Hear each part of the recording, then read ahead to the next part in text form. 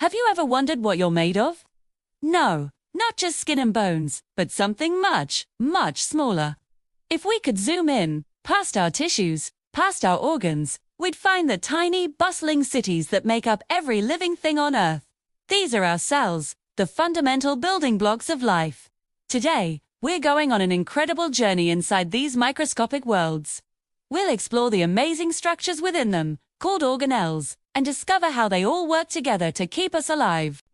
Whether you're a student cramming for a biology test or just curious about the secrets of life, you've come to the right place.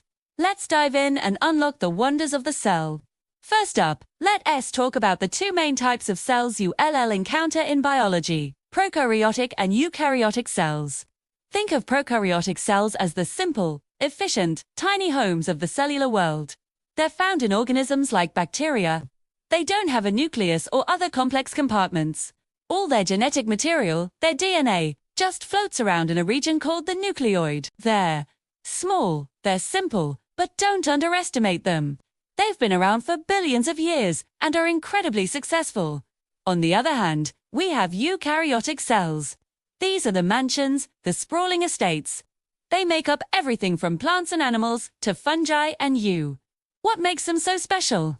They have a true nucleus, a dedicated room for their DNA, and a whole bunch of other specialized compartments called organelles, each with a specific job.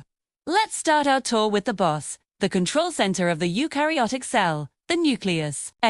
Encased in a double membrane called the nuclear envelope. The nucleus is like the city hall or the main office. Its primary job is to protect the cell's precious genetic information, the DNA. Your DNA contains the blueprints for everything your body needs to do. From building proteins to determining your eye color, inside the nucleus, there's a dense spot called the nucleolus. This is the factory where ribosomes, our protein-making machines, are first assembled. So, the nucleus doesn't just store the information. It also controls which genes are turned on or off, directing all the cell's activities. It's the ultimate command center. Now, if the nucleus is the city hall with all the blueprints, then who builds everything? That's where ribosomes come in. These tiny structures are the construction workers of the cell. Their job is to read the instructions sent from the DNA and use them to build proteins. Proteins are the workhorses of the cell. They do almost everything, from providing structure to speeding up chemical reactions. You can find ribosomes in a couple of places. Some float freely in the cytoplasm, making proteins that will be used right there inside the cell. Others are attached to a network of membranes called the endoplasmic reticulum, which we'll get to next. So, every time your body builds muscle or digests food, you have these hard-working ribosomes to thank. Let's move on to the cell's internal highway and manufacturing plant, the endoplasmic reticulum, or ER for short. This is a vast network of folded membranes that stretches throughout the cytoplasm. There are two types, the rough ER and the smooth ER. The rough ER is studded with those ribosomes we just talked about, which gives it its bumpy appearance. This is where proteins destined to be shipped out of the cell, or embedded in its membrane, are made and modified. Think of it as a factory with an assembly line. The smooth ER, on the other hand, lacks ribosomes. Its jobs are more varied. It's involved in making lipids, or fats, detoxifying harmful substances, and storing calcium ions. It's like the cell's specialized workshop and detox center. Once proteins and lipids are made in the ER, where do they go for packaging and shipping? They head to the Golgi apparatus, also known as the Golgi complex or Golgi body. You can think of the Golgi as the cell's post office or shipping center. It's made of flattened sacs called cystinae vesicles, which are like little transport bubbles, arrive from the ER, merge with the Golgi, and drop off their cargo. Inside the Golgi, these proteins and lipids are further modified, sorted, and tagged with a molecular shipping label. Then, they're packaged into new vesicles that bud off from the other side of the Golgi, ready to be sent to their final destinations, whether that's another organelle inside the cell or all the way outside the cell membrane. Now, all this work building, modifying, shipping requires a lot of energy. Where does it come from? Meet the powerhouse of the cell, the mitochondrion. Singular is mitochondrion, plural is mitochondria. These are incredible organelles where cellular respiration happens. This is the process of converting the energy from the food we eat like glucose, into a usable form of chemical energy called ATP. ATP is the energy currency of the cell. Every time you think, move a muscle, or your heart beats, you're spending ATP generated by your mitochondria.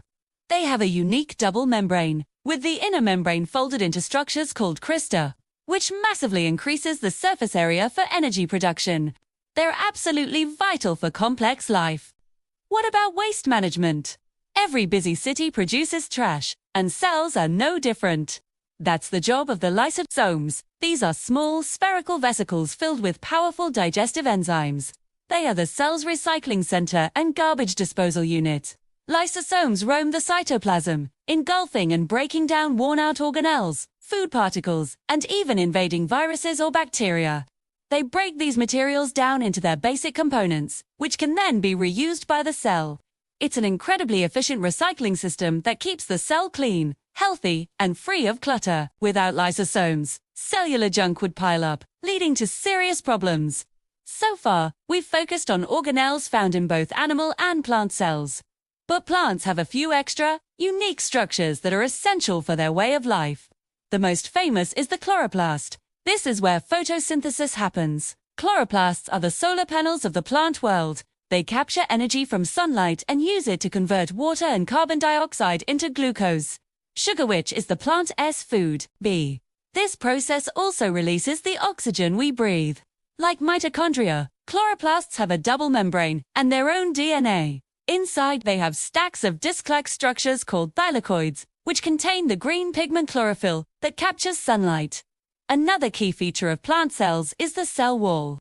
This is a rigid layer located outside the cell membrane. It's primarily made of a tough carbohydrate called cellulose. The cell wall provides structural support and protection to the plant cell. It's what allows plants to stand tall and firm. Think about the crunch of a fresh carrot or celery stick. That's the sound of you breaking through countless cell walls. This rigidity prevents the cell from bursting when it takes in a lot of water. While animal cells are flexible, plant cells are strong and sturdy, thanks to this amazing outer layer.